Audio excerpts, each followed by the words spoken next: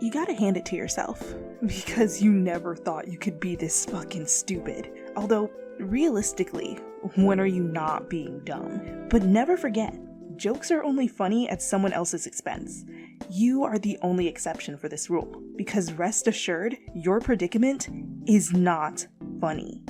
At least, to you it isn't. Your keys are missing. You did the dance, rifled through your coat pockets and bags. Alas, no dice. The one thing keeping you from that bed are your goddamn keys, and if you hadn't any sense, you would have screamed to the hills by now. It's your fucking fault for staying out past curfew, because maybe, if you just a smidgen less of decency, you would have busted down the door by now. But at this buttfuck hour, you'd be lucky enough to wake up just this floor alone. You weigh your options. Sleep in the hallway? God, you never hear the end of it. Just talk, talk, talk.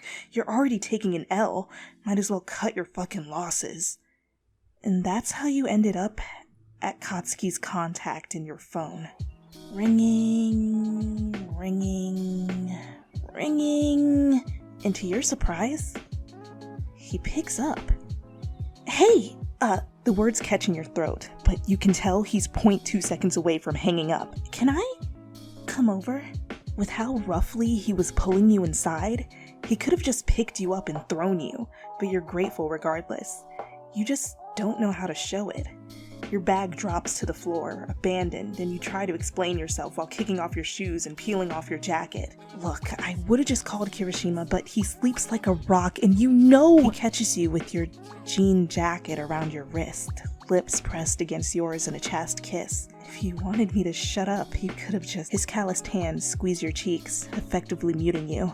Somewhat. Touché. Bakugo laughs brashly enough, but the malice in his voice is just as recognizable. Do you ever shut the fuck up?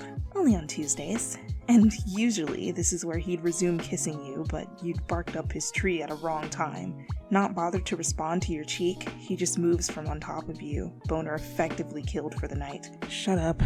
Go to sleep. That should have been the end of your night, but something's always amiss with you. Hey! What? So goddamn rude, that Kachan. Never lets you get a word in edgewise.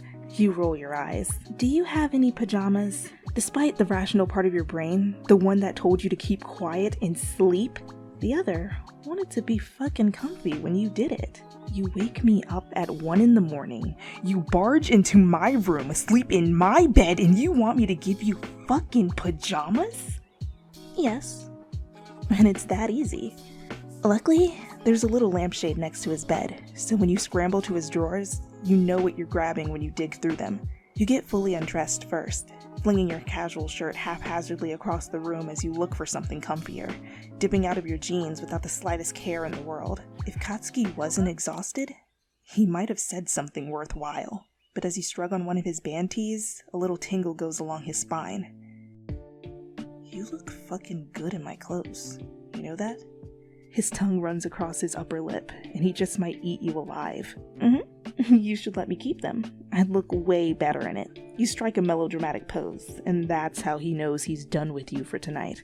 With an exasperated groan from him, you climb back into bed, leaning into him to turn off the lamp, but definitely not so he can see down your shirt. Night, Siki. And he's far too tired to get mad at you. When the aspect of effectively muting you, swinging your haphazardly, but as you shrug on one of his band tees, his tongue rungs across it. We can't talk.